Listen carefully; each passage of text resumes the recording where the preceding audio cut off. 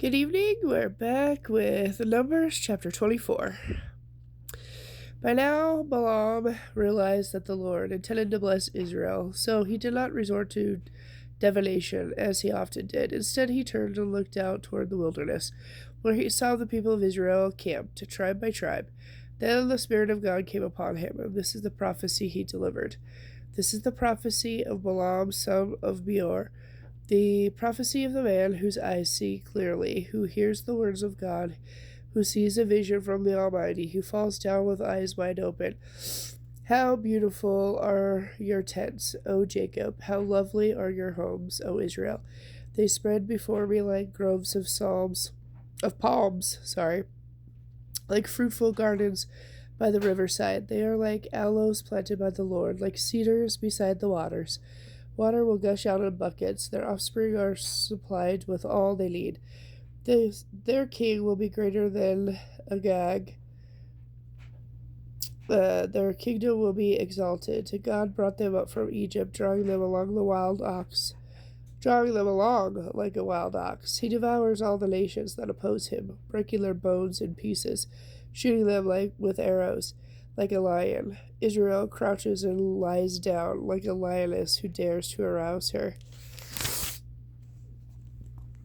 Blessed is everyone who blesses you, O Israel, and cursed is everyone who curses you.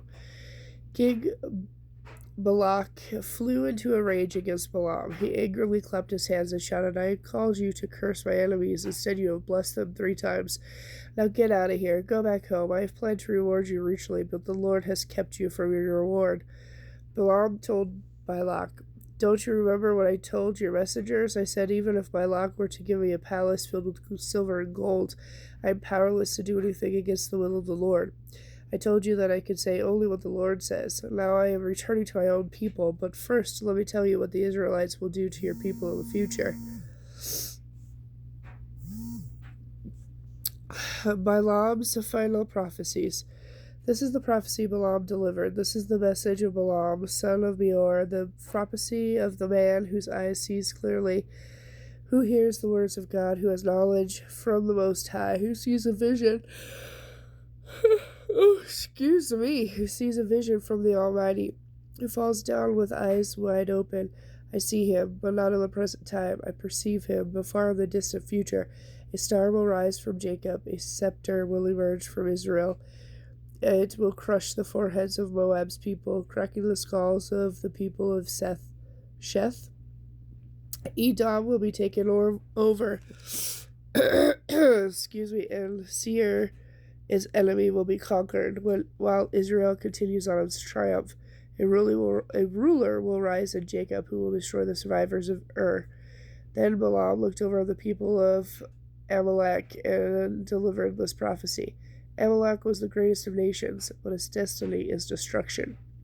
Then he looked over at the Kenites and prophesied, You are strongly situated. Your nest is set in the rocks. The Kenites will be destroyed when Assyria takes you captive. Balaam concluded his prophecies by saying, Alas, who can survive when God does this?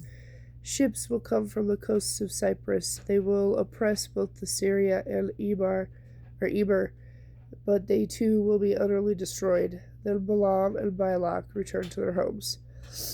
Numbers chapter 25. Moab seduces Israel. While the Israelites were camped at Assia, some of the men defiled themselves by sleeping with the local Moabite women. These women invited them to attend sacrifices to their gods, and soon the Israelites were feasting with them and worshiping the gods of Moab. Before long, Israel was joining in the worship of Baal of Peor, causing the Lord's anger to blaze against his people. The Lord issued the following commandment to Moses: Seize all the ringleaders and execute them before the Lord in broad daylight, so his fierce anger will turn away from the people of Israel. So Moses ordered Israel's judges to execute everyone who had joined in worshipping Baal of Peor.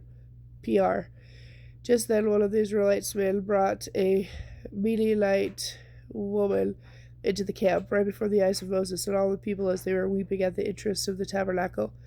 When Phinehas, son of Eleazar, and grandson of Aaron the priest, saw this, he jumped up and left the assembly. Then he took a spear and rushed after the man into his tent. Phinehas thrust the spear all the way through the man's body and into the woman's stomach, so the plague against the Israelites was stopped, but not before 25,000 people had died. Wow. Then the Lord said to Moses, Phinehas, son of Eleazar, grandson of Aaron, the priest, has turned my anger away from the Israelites by displaying passionate zeal among them on my behalf, so I have stopped destroying all Israel as I had intended to do in my anger. So tell him that I am making my special covenant of peace with him. In this covenant, he and his descendants will be priests for all time, because he was zealous for his God and made atonement for the people of Israel. The Israelite man killed with the Midianite woman was named Zimri, son of Zalu, the leader of the family from the tribe of Simon. The woman's name was Cosbi. She was the daughter of Zur, the leader of the Midianite clan. Then the Lord said to Moses, Attack the Midianites and destroy them, because they assaulted you with deceit by tricking you into worship Baal of Peor, and because of Cosbi, the daughter of the Midianite leader, who was killed on the day of the plague at Peor. Okay, and with that, chapter 26 is pretty long, so I will do that on a separate one. I'll be back later with chapter 26.